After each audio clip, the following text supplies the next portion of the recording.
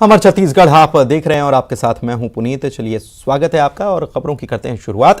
रायपुर से बड़ी खबर के साथ कांग्रेस की पॉलिटिकल अफेयर कमेटी की बैठक जो है वो शुरू हो चुकी है। मुख्यमंत्री मौजूद हैं, इसमें पीसीसी चीफ मौजूद हैं, प्रदेश प्रभारी मौजूद हैं, मंत्री टीएस सिंहदेव वरिष्ठ मंत्री हैं, वे भी मौजूद हैं, अमरजीत भगत, शिव डहरिया, सत्यनारायण शर्मा और धनेन्द्र साहू इसमें शिरकत कर रहे हैं। और चुनाव जो आने वाला है अगले साल विधानसभा का चुनाव और 1 साल के करीब का ही वक्त बिल्कुल बचा है, तो ऐसे में मिशन 2023 को कैसे फतह किया जाए इसको लेकर चर्चा चल रही है, क्योंकि इस बैठक के बाद दौरे पर निकल जाएंगे। बस्तर का दौरा करने वाले हैं पीएल पूनिया।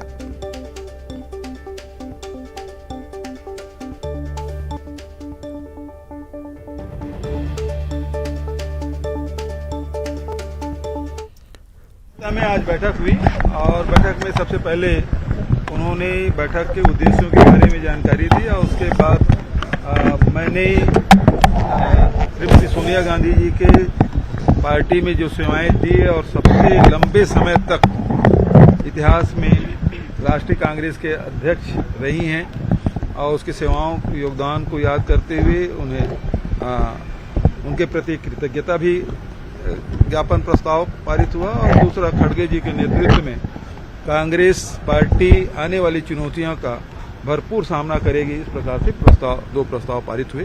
और साथ ही आगे चुनाव की रणनीति किस प्रकार से हो, कैसे चुनाव में जाना है, हम सबको मिलकर इन बिंदुओं पे चर्चा हुई और आवश्यक जो निर्देश थे हमारे प्रभारी जी द्वारा हम सबको दिए गए, उसका क्रियान्वयन हम सब। बहुत महत्वपूर्ण बैठक है और इसका उल्लेख और निर्णय उदयपुर संकल्प शिविर में हुआ था और मल्लिकार्जुन खड़गे जी जो नए नवनिर्वाचित अध्यक्ष हैं, उनका शपथ ग्रहण या सर्टिफिकेट प्रेजेंटेशन जो कार्यक्रम था, उसमें भी विशेष रूप से पॉलिटिकल अफेयर्स कमेटी का उल्लेख किया कि हम जहां जहां प्रदेशों में इसका गठन नहीं हुआ है वहां पर शीघ्र गठन किया जाए और उसकी बैठकें हों, निर्णय लिया जाए। ये जैसे मैंने बताया कि महत्वपूर्ण बैठक है, इसका जो विशेष रूप से महत्वपूर्ण विषय हैं उन पर चर्चा हो और एक बेहतर समन्वय के साथ में आगे काम किया जाए। तो आज काफ़ी विषयों पर चर्चा हुई और 2023 का चुनाव किस तरीके से लड़ा जाए, किन किन बातों पर विशेष ध्यान दिया। देवव्रत भगत रायपुर से हमारे संवाददाता इसी खबर पर लाइव जुड़े हुए हैं, सीधे उन्हीं के पास चलते हैं। देवव्रत, काफ़ी महत्वपूर्ण ये बैठक जाहिर सी बात है क्योंकि इसके बाद पीएल पूनिया का दौरा शुरू होने वाला है और बस्तर जहां की सभी सीटें फिल वक्त तो कांग्रेस के पास है, एक बार फिर से उसे जीतने की कोशिश, क्योंकि बस्तर जिसका सत्ता उसी के कहा भी जाता है। तो हालांकि आज जो बैठक हुई है उसमें तो पूरे छत्तीसगढ़ की बात हुई होगी, क्या कुछ निकल कर आया बैठक से?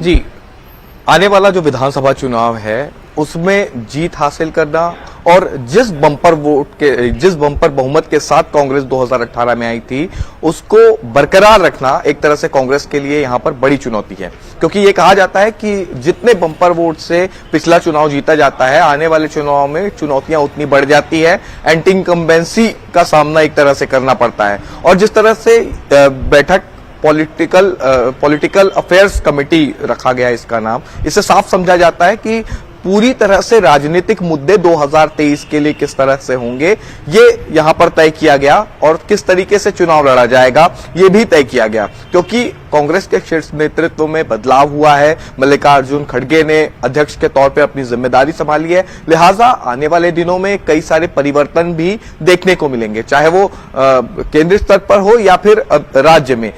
अब इन परिवर्तनों के साथ आने वाले चुनाव में किस तरह से लड़ा जाए, वो कौन से मुद्दे होंगे, सरकार के कामकाज को किस तरह से लोगों तक पहुंचाया जाए, तो ये पूरा जो रोड मैप है ये इस तरह की बैठकों में तैयार किया जाता है। हालांकि आज ये पहली बैठक थी पॉलिटिकल अफेयर्स कमेटी की और तमाम जो नेता थे वो शामिल हुए। हालांकि पीसीसी अध्यक्ष मोहन मरकाम इस बैठक में शामिल नहीं हुए, जिसको लेकर के एक तरह से यहां पर चर्चा का माहौल भी था कि आखिर पीसीसी अध्यक्ष की गैर मौजूदगी क्यों इस महत्वपूर्ण बैठक में रही।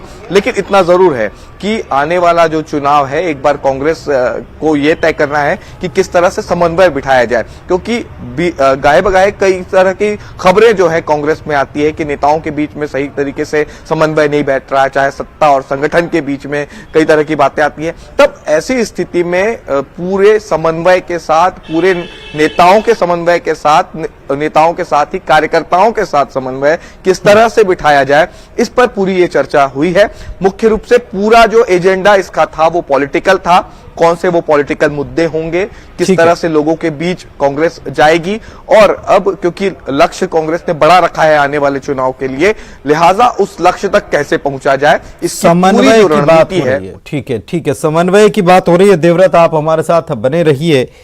पीसीसी चीफ की गैर मौजूदगी, जाहिर सी बात है कि इस पर अब सियासत भी होगी, सवाल भी उठेंगे कि प्रदेश अध्यक्ष नहीं और समन्वय की बात चल रही है।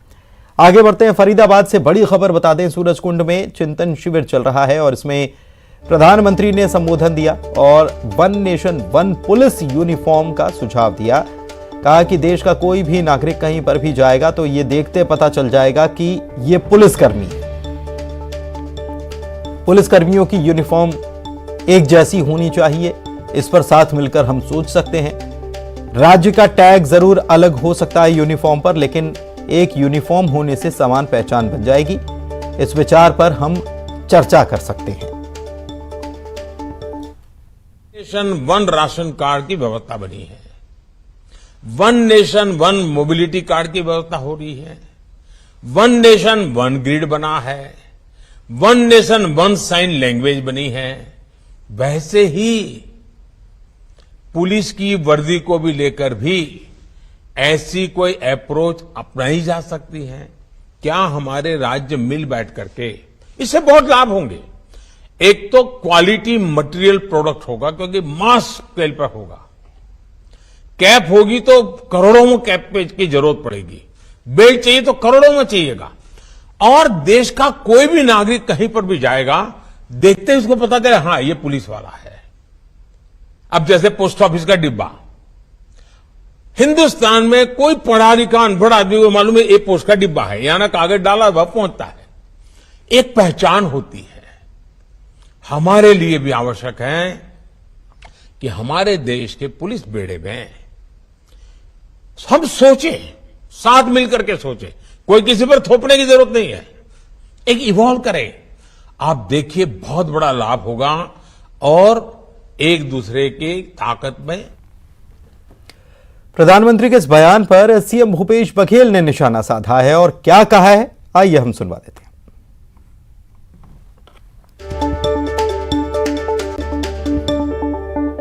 केंद्रीय पुलिस नाम की कोई चीज होती नहीं है। कानून व्यवस्था है वो राज्य सरकार का विषय है।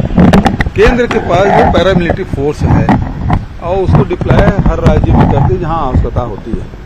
लेकिन अभी आप लोगों ने देखा होगा बिना राज्य सरकार के सहमति के पैरामिलिट्री फोर्स लेकर सेंट्रल एजेंसियां कहीं भी जा रही है, और उन राज्यों में जहां विपक्ष सत्ता में है और सेंट्रल एजेंसियों के दुरुपयोग के साथ साथ पैरामिलिट्री फोर्स का भी दुरुपयोग हो रहा है। और यदि सीआरपीसी और आईपीसी की धाराओं में यदि कोई परिवर्तन होता है तो क्या क्या परिवर्तन होता है देखने के बाद ही कोई कमेंट किया जा सकता है।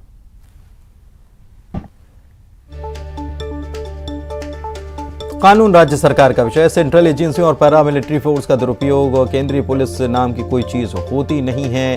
कानून राज्य सरकार का विषय है, ये भी कहते हुए नजर आए मुख्यमंत्री, और इसका दुरुपयोग हो रहा है।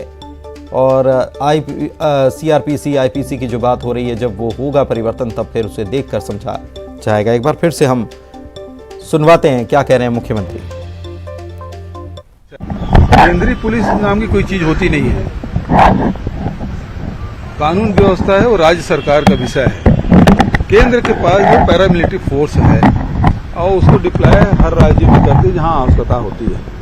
लेकिन अभी आप लोगों ने देखा होगा बिना राज्य सरकार के सहमति के पैरामिलिट्री फोर्स लेकर सेंट्रल एजेंसियां कहीं भी जा रही है, और उन राज्यों में जहां विपक्ष सत्ता में है और सेंट्रल एजेंसियों के दुरुपयोग के साथ साथ पैरामिलिट्री फोर्स का भी दुरुपयोग हो रहा है। और यदि सीआरपीसी और आईपीसी की धाराओं में यदि कोई परिवर्तन होता है तो क्या क्या परिवर्तन होता है देख।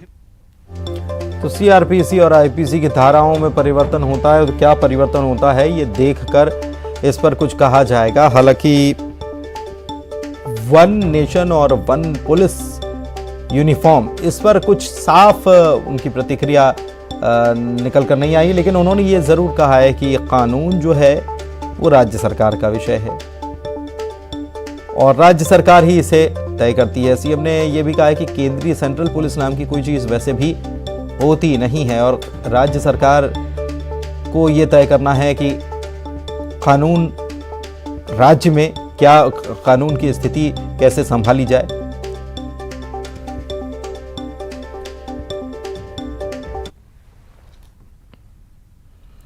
बढ़ते आगे, सूरजकुंड में चल रहे चिंतन शिविर में पीएम मोदी ने नक्सलवाद पर करारा प्रहार किया और कहा कि आज बंदूक वाला भी नक्सलवाद है और कलम वाला भी नक्सलवाद है, हमें इसके हर रूप को पराजित करना होगा।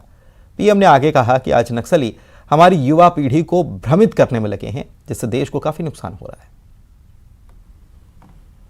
नक्सलवाद के हर फॉर्म को हमने पराजित करना पड़ेगा जी।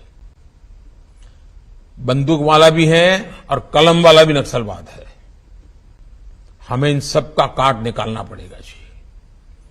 हमारी युवा पीढ़ी को भ्रमित करने के लिए ऐसी बचकाना बातें कर करके चल पड़ते हैं लोग और इतना नुकसान देश को हो रहा है और आने वाले दिनों में कोई संभाल नहीं पाएगा जी। और इसलिए हमने जैसे नक्सल प्रभावित जिलों पर फोकस किया है उसी प्रकार से उन्होंने अब अपना इंटेलेक्चुअल दायरा उन जगह पे पहुंचाने का प्रयास किया है जो आने वाली पीढ़ियों में विकृत मानसिकता पैदा कर सकते हैं, एक दूसरे के प्रति द्वेष पैदा कर सकते हैं, इमोशनल चीजों को आउट ऑफ प्रोपोर्शन उछाल करके समाज के अनेक टुकड़ों में खाई पैदा कर सकते हैं, बिखराव पैदा कर सकते हैं। देश की एकता और अखंडता, सरदार वल्लभ भाई पटेल हमारी प्रेरणा हो, हमें ऐसी किसी चीजों को देश में चलने नहीं देना है। सीएम भूपेश बघेल कांकेर के दौरे पर पहुंचे हैं और 58 करोड़ रुपए के विकास कार्यों की वो सौगात देने वाले हैं। 115 विकास कार्यों का भूमि पूजन उनके द्वारा होगा, लोकार्पण होगा। योजनाओं में सामग्री और राशि का वितरण होगा। मनोज मंडावी के श्रद्धांजलि कार्यक्रम में शामिल होंगे। छत्तीसगढ़ विधानसभा उपाध्यक्ष मनोज मंडावी का बीते दिनों निधन हो गया था और इस कार्यक्रम में भी वे पहुंचेंगे।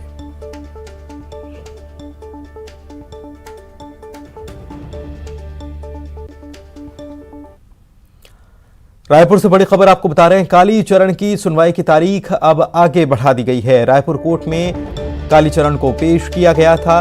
वकील ने सुप्रीम कोर्ट के रूलिंग का हवाला दिया। अब पूरे मामले में 11 नवंबर को अगली पेशी रखी गई है।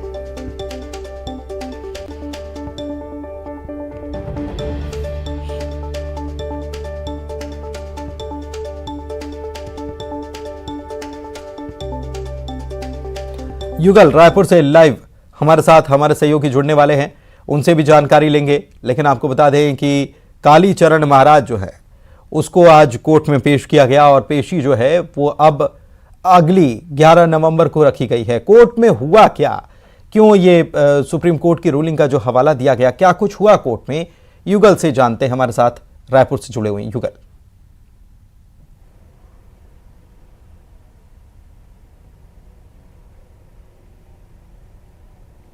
युगल आप सुन पा रहे हैं? जी जी पुनीत, कोर्ट में क्या हुआ? जी देखिए, आज कालीचरण को पेश किया गया था, आज चार्ज लगना था, लेकिन सुप्रीम कोर्ट के उनके वकील ने सुप्रीम कोर्ट के एक केस का हवाला देते हुए कहा है कि जितने भी राजद्रोह के मामले हैं पूरे देश भर में उन पर चार्ज नहीं लगाने के एक जो आदेश है वो जारी हुआ है। उसी के तहत ये जो है उन्होंने दलील दी है, जिसके बाद अगली जो पेशी है वो 11/11 तक के लिए बढ़ा दी गई है और 11 नवंबर को कालीचरण है फिर से पेश होंगे।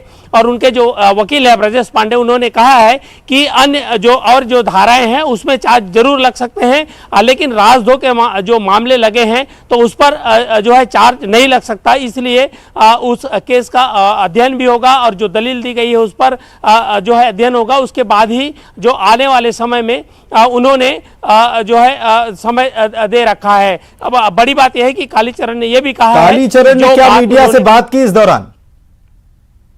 जी बिल्कुल, देखिए कालीचरण ने मीडिया से बात करते हुए कहा है कि जो बातें उन्होंने कही है, महात्मा गांधी पर अशोभनीय जो टिप्पणी की है उस पर उन्हें बिल्कुल भी पछतावा नहीं है। उन्होंने ये भी कहा है कि न्याय पर उन्हें पूरा भरोसा है। चलिए, तो न्याय का भरोसा नहीं, न्याय पर भरोसा है तो 11 तारीख का इंतजार करना होगा। 11 तारीख को फिर से कोर्ट आना होगा, न्याय वहीं होता है।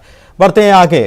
धमतरी के दुगली रेंज में 3 हाथियों की जान आफत में आ गई। यहां हाथी धान की फसल खाने खेत में घुसे थे।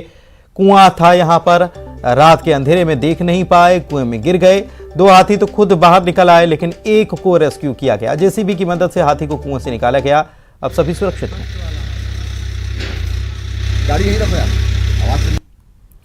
वहीं मुंगेली से बड़ी खबर आपको बता दें, हाथियों के उत्पात से ग्रामीणों में यहां काफी दहशत है। 5 दिन से लोरमी इलाके के गांवों में इन्होंने डेरा डाल रखा है। गांवों के आसपास हाथियों का झुंड है, जिसकी वजह से दहशत फैली हुई है। झुंड ने धान की फसल को भी नष्ट किया है। वन मंडल मुंगेली कोई प्रयास नहीं कर रहा है और वन विभाग की उदासीनता यहां नजर आ रही है, जिसकी वजह से लोगों का गुस्सा बढ़ता जा रहा है। एक तरफ हाथी परेशान किए हुए हैं, फसल को नुकसान पहुंचा रहे हैं, दूसरी तरफ वन विभाग देखने को तैयार नहीं।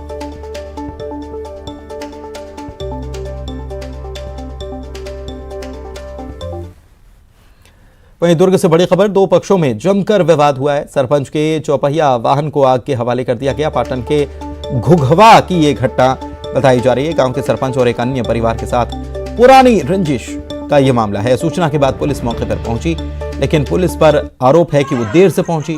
पुलिस के खिलाफ भी ग्रामीणों में आक्रोश देखने को मिला। अमलेश्वर थाना क्षेत्र का यह पूरा मामला बताया जा रहा है। उसकी वाइफ है ना, आग लगा दिया पूरा। हाँ देखो, पुलिस है। कोरबा में त्रिपुरा राइफल्स के जवानों पर पथराव की घटना सामने आई। डीजल चोरों ने पथराव कर दिया। जवानों ने भी इसके बाद चोरों को मुंह तोड़ जवाब दिया। त्रिपुरा राइफल्स के जवानों को देख सभी चोर हालांकि भाग खड़े हुए। बोलेरो वाहन में ये खदान में पहुंचे थे डीजल चोर। आक्रोशित जवानों ने बाद में गाड़ी में तोड़फोड़ की है। कुसमुंडा खदान के साइलो के पास की ये घटना बताई जा रही है।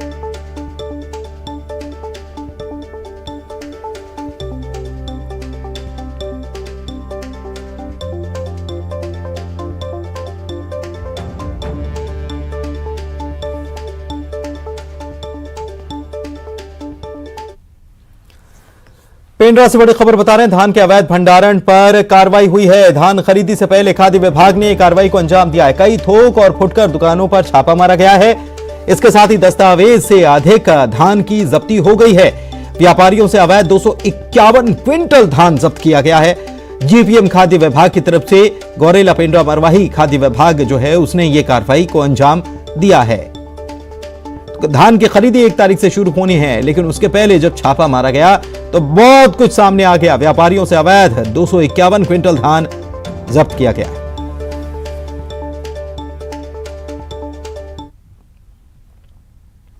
रायपुर से बड़ी खबर, बोर्ड परीक्षा के लिए ऑनलाइन फॉर्म होंगे। प्राइवेट छात्रों के लिए फॉर्म भरने की प्रक्रिया शुरू हो चुकी है और फॉर्म जो है वो ऑनलाइन ही भरे जाएंगे। ऑफलाइन फॉर्म स्वीकृत भी नहीं होंगे।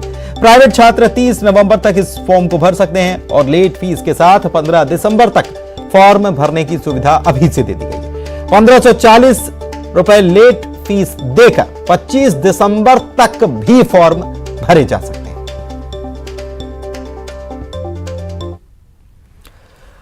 अंबिकापुर से बड़ी खबर, भालू के हमले से महिला गंभीर घायल, मेडिकल अस्पताल में आईसीयू में चल रहा है इलाज। शौच के लिए महिला गई थी। जशपुर के भाटा पाट की महिला बताई जाती है। अस्पताल में इलाज चल रहा है। प्राथमिक उपचार अंबिकापुर में किया गया, उसके बाद महिला को रेफर कर दिया गया।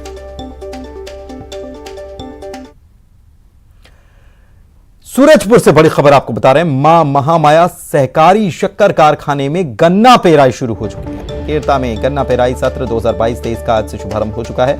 सहकारिता मंत्री डॉक्टर प्रेमसाय सिंह टेकाम सुबह 11 बजे इसका शुभारंभ करने पहुंचने वाले थे। थे।